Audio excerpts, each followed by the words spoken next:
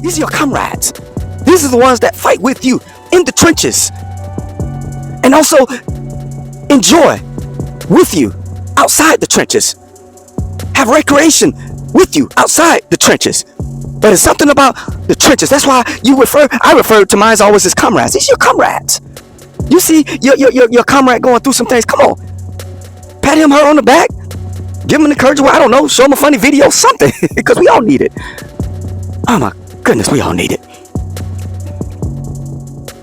And so I want to say this. When nothing seems to be working out, working for, working now, don't you tap out. Let me say that again. For once has it been spoken, twice told that it may be heard. On this beautiful span of field that we're on. When nothing seems to be working out, working for, or working now, don't tap out. Tap in. Don't tap out. Tap in. You all, I'm sure, many of you, if not all of you, have followed MMA, sports, mixed martial arts, and one of the things that you see opponents do is when they're either exhausted, when they are defeated, feel like they're defeated, when they feel like they have no more gas left in the tank, you're seeing, or they're in a particular move or hold that honestly is about to take them out if they don't tap out. Yeah, it would literally, you see their faces turning, red, purple, and black and green, all kind of colors of the rainbow. Oh my goodness, because they're in a particular hold that honestly, if they don't tap out, it will take them out. So therefore they tap out. They tap out. They tap out. They tap out. Sometimes they tap hard, sometimes it's one tap. But that official, that referee that's officiating that particular match, he is looking intently just to see if there's a slight tap. If he sees a slight tap out, he calls off the fight. Because when nothing seems to be working out, working for, or working now, we tend to tap out, which is understandable in some cases. What is tapping out? You all may ask, though you all know the answer, but let me just give it to you in these terms, or in this description. Tapping out is simply dropping out. That's what it is. It's simply dropping out. When you tap out, you're tapping out to an opponent. Okay, you're tapping out of something that is just too strong for you at the moment, or you feel like it's too strong for you at the moment, or you feel like you just cannot overcome at the moment. You tap out. Now I said opponent, but please understand, an opponent is not always just a physical specimen, a physical person being. No, your opponent can be that to which you cannot see. Your mind. Your opponent. Did you not know that the mind is probably the biggest opponent that we have? And in some cases, the biggest enemy that we have. I'll go on record to say that. If not for anyone else, I say it for myself. The mind is the biggest enemy that you and I will have. There was an old United Negro college fund commercial that came on years ago, and I remember it to this day because as a kid, you would always hear this particular phrase in the commercial. A mind is a terrible thing to waste. And even as a kid, whenever I see this commercial come on talking about, college funds for minorities, for Negroes or what have you, you would hear that particular phrase. A mind is a terrible thing to waste. Powerful commercial, but more so powerful comment, powerful phrase. Powerful declaration, because it is. The mind is a terrible thing to waste. That means if you're not using it, you're losing it. If you're not using it, you're wasting it. But in the process of using that mind will also use you if you let it. Gentlemen and ladies, the mind can be your biggest adversary, your worst enemy. Oh, but you can also tap into the mind, because the mind can also be your greatest ally, your greatest comrade, your greatest influence. That's why I say again, when you feel like you don't see it working out, don't tap out. because the mind will play games on us. That's the camouflage of the mind, gentlemen and ladies. Ladies and gentlemen, that's a camouflaging of the mind. I hope you all know that. You all are competitors. And being competitors, your mind has to always be on the right side of right. On the right side of right. It has to be. But there are times the mind will be on the right side of wrong, but you won't know it's on the right side of wrong because it's giving a depiction, okay, a hologram of being on the right side of right. And you won't even realize it because it's camouflaged. Be careful of this. That's why you have to come up with your own affirmations, you know, whether it's something along the lines as I know, as I've said over the years, I will persist until I succeed. I will persist until I succeed. There are times that I said that with tears in my eyes. There are times I said that not truly necessarily believing it. See, people think because you say something that means you believe it. No, that's a lie. I can say, you know, I like those shoes, bro, and be lying through my teeth because in my mind, those are the ugliest pairs of shoes I've ever seen. Y'all, the mind, yes. Don't think because you say something that means that you believe something. No, stop that. But you can say it long enough.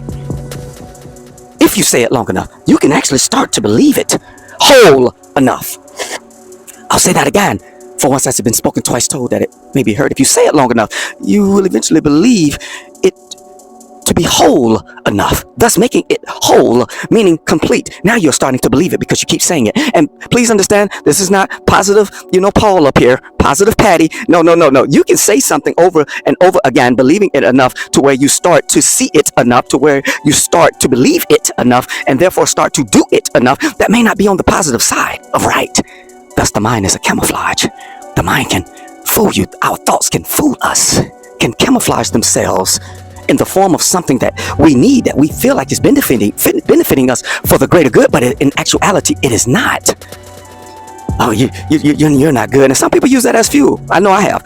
You know, that was terrible. You didn't do or nor compete nor coach the way you should have. You didn't prepare the way you should have, and you beat yourself up. Now the mind is there to push us. Make no mistake. But what I'm saying is, if you're not careful, whether as a coach, whether as an athlete, whether as a student, whether as a parent, okay, whether as a friend, a comrade, the mind can deceive you.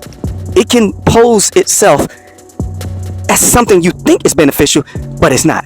That's the reason I say camouflage. The mind can camouflage things. And if you don't believe it, live long enough, because it will. It will mask the very thing that is hiding from you so that you can see the thing that it does not want for you. You may wonder, man, my mind can do it. Yes, because you can allow your mind to do that. Yes, you can. Just like you can allow your mind to mask out any levels of defeat, any levels of lack. Your mind can mask those things to where you still see yourself as the greatest thing since the last sliced bread was produced. you can do that. That's the power of the mind. That's the power of the mind. You know? So as we say again, and as we were just saying again, you know, when things don't seem to be working out, working for, or working now, don't you tap out. You tap in. Tap into what, Coach Kai? Some of y'all have asked your coaches over there. You know, when your coaches have challenged you, have pushed you, have corrected you, have criticized you.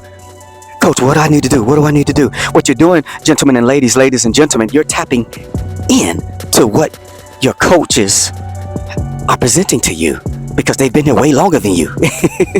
They're wiser than you. Doesn't mean they still can't learn from you. Doesn't mean that they can't be taught by you. As I've said, I've been on both sides many a times over the years, and still am to some degree. You know, but you're tapping in. That coach gives you advice on something. That coach, again, you know, gives you a list of the things that you need to improve on, you need to do, all the things that you're already doing. Even though you're already doing them, there's always more to do. Therefore, tap in. Some of you all will actually go to your coaches, your teachers, and you'll say, you know, look, I know I already have, you know, in the classroom, I already have like a 99.9. What more can I do? You're overachievers, and I love it. You're tapping in to what more can you do. You know, you players, you athletes, you warriors. You go to your coaches, even though you're already averaging, if we're talking about basketball, you know, you're already averaging, you know, 28 points a game, you know, 9.9 boards, 10.1 assists, okay, 2.8 blocks. And yet you still go to your coaches. What else do I need to do, coach? What can I do more of? Ah, my goodness. What kind of mind do you have, young man, young woman, to go to your coach? How dare you have the audacity to go to your coach, even though you're already excelling, and yet pose the questions or tap in to what more you can be doing to help not only your team, but to help better yourself? How dare you? You overachiever, you.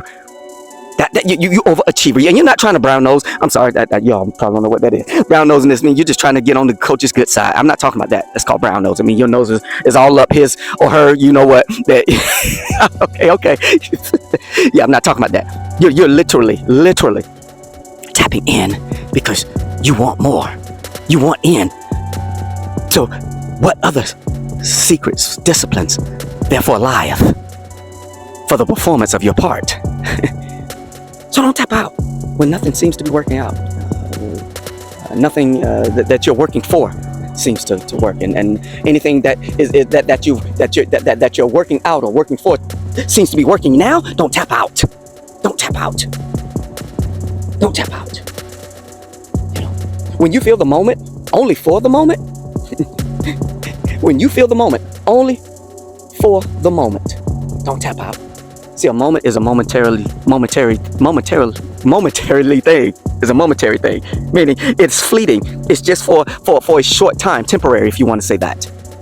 Something you've experienced. But I challenge you. I'm challenging you all to not let it be just a moment for the moment.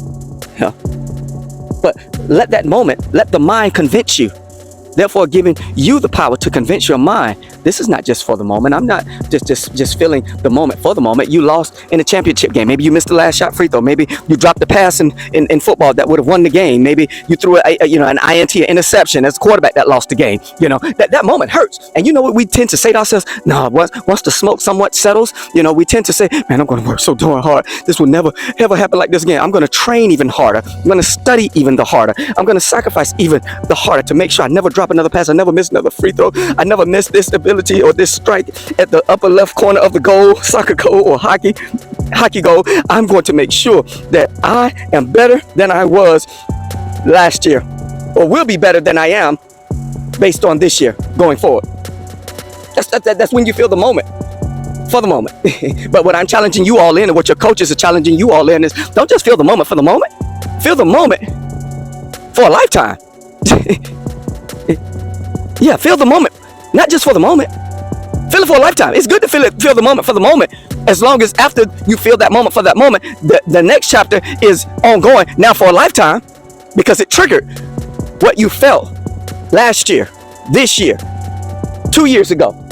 Now it's triggered that for a lifetime. You didn't just live it for that moment, and then the summer came, or then, you know, the season was over, and you just went back to playing video games. Yeah, that means you felt the moment only for the moment. That's not preparation. You know, that's not, you know, the champion seen inside the ring mentality, instead of the champion, you know, being made in the ring mentality. As I started off saying, you know, a champion is not made in the ring, they're seen in the ring. So if you're just, you know, in the moment, for the moment, you will be that champion that is trying to make themselves a champion in the ring, and not a champion that is already seen in the ring. Y'all better hear this. Y'all better hear this.